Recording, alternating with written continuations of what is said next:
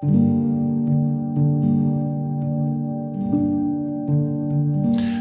to The Beat. Today we'll hear the poet Mathias Svalina read and talk about a poem by Gerard Manley Hopkins called That Nature is a Heraclitean Fire and of the Comfort of the Resurrection. Svalina will then follow by reading his own poem, Terrible Baby.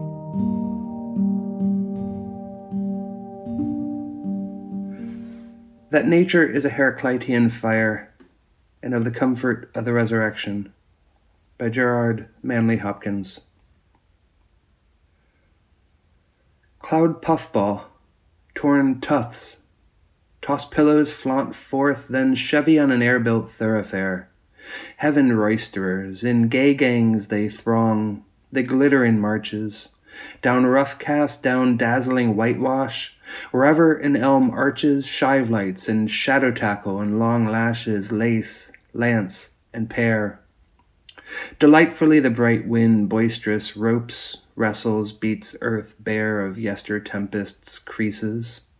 In pool and rut peel parches, squandering ooze to squeezed dough, crust, dust. Stanches, starches, squadron masks, and man marks tread mire toil there, foot fretted in it.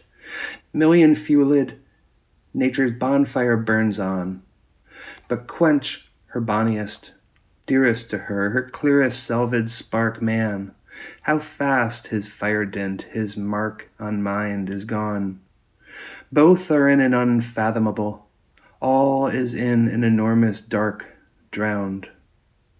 O pity and indignation, man shape that shone sheer off, disseveral, a star, death blots black out, nor mark is any of him at all so stark, but vastness blurs and time beats level.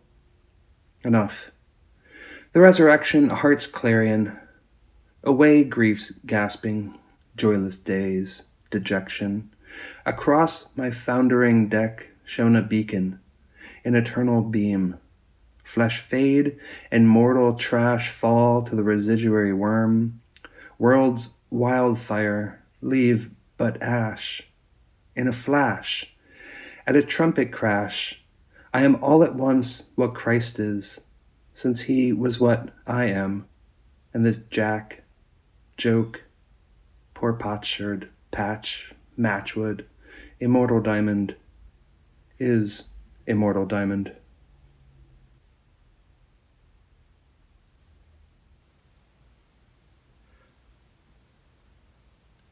I think I was drawn to that Gerard Manley Hopkins poem because of the ways that he enacts an experience of the sublime in it. He lets the poem do the work of making a new experience for the reader in order to play with that experience. It's aimed at the natural world. It's a poem ostensibly of attention to the natural world, but it's also a poem in which language does things that the world cannot do. When he writes that the clouds all chevy on an air-built thoroughfare, that they are heaven roisterers and gay gangs, they throng, they glitter in marches, he makes the reader conjure an experience that is both terrifying and confusing and delightful and enthralling. All of that allowing for that turn to, in a flash, at a trumpet crash, I am all at once what Christ is. That turn that brings the language away from his thick Anglo-Saxon-based coinages and neologisms into direct and clear prose. And I love that sense of the poem inventing its own world, creating its own small space and logic that only works within itself. And I think that's what I take away from Hopkins so much.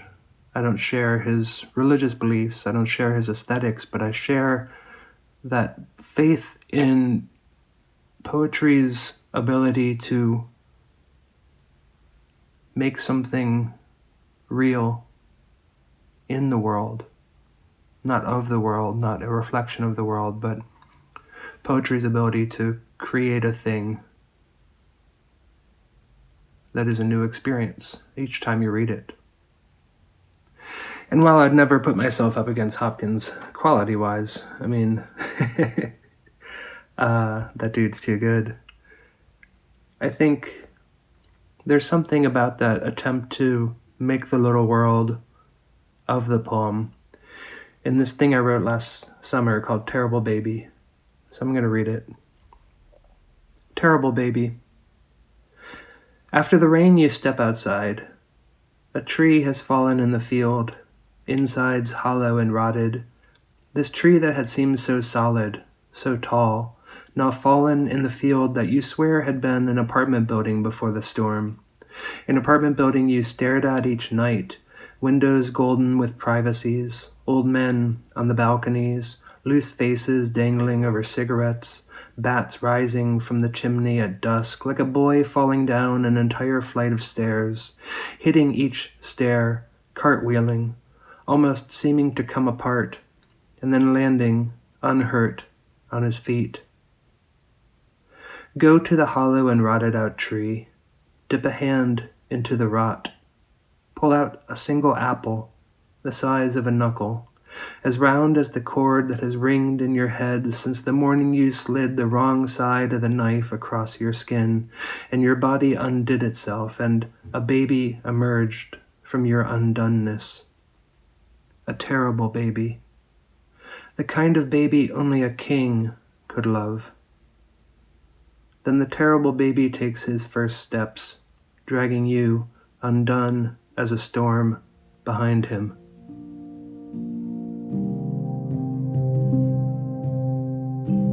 You just heard Mathias Svalina read That Nature is a Heraclitean Fire and of the Comfort of the Resurrection by Gerard Manley Hopkins, and his own poem, Terrible Baby. Svalina was kind enough to record these poems for us in Richmond, Virginia.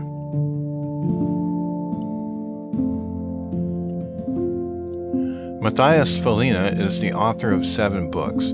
His most recent, America at Play, published by Trident Press, is a collection of absurdist instructions for children's games. His poetry collection, Thank You Terror, was published earlier this year, and his first short story collection, Comedy, is forthcoming soon. Svalina was a founding editor of Octopus Books. He's led writing workshops in universities, libraries, community spaces, and in prison. Since 2014, he has run a dream delivery service, traveling around the country to write and deliver dreams to subscribers. Through the Dream Delivery Service, Svalina has worked with the Denver Museum of Contemporary Art, the Poetry Foundation, the University of Arizona Poetry Center, and the Museum of Contemporary Art, Tucson. Gerard Manley Hopkins was born in the London suburb of Stratford, Essex in 1844. He studied classics at Balliol College in Oxford and theology at St. Beuno's College in North Wales. He was ordained in 1877 as a Jesuit priest, and he served in London, Oxford, Liverpool, Glasgow, and Stonyhurst. He also taught classics at Stonyhurst College and Greek literature at University College Dublin. During his lifetime, most of Hopkins' poems were read by only a few friends. In 1889, Hopkins died of typhoid fever, and he was buried in Dublin, Ireland. One of his friends, Robert Bridges, became Poet Laureate of the United Kingdom in 1913, and he saw to it that Hopkins' poetry would be remembered. He edited Hopkins' first collection, Poems of Gerard Manley Hopkins, which was published in 1918. You can find books by Mathias Svalina and Gerard Manley Hopkins in our online catalog. Also look for links in the show notes. Please join us next time for The Beat.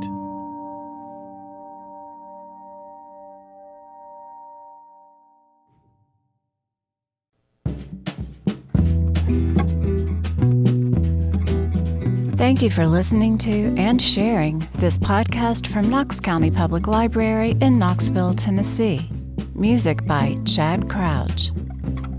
Explore life-changing resources on our website, knoxcountylibrary.org. Find our podcasts under the Programs menu, including over 100 book and author talks. knoxcountylibrary.org, your essential connection for lifelong learning and information.